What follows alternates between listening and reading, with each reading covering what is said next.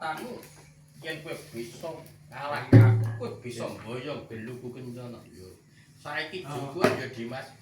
ning saperlune wae Kakang Setu bondo aku njeluk pamujimu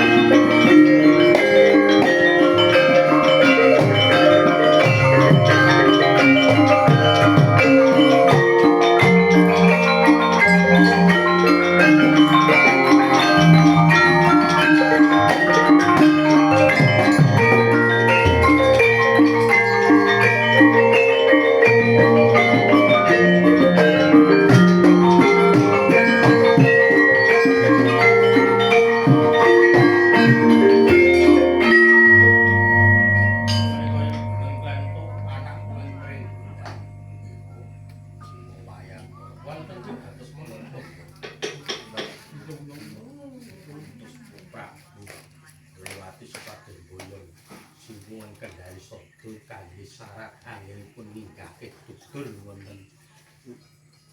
desa Kakregat badhe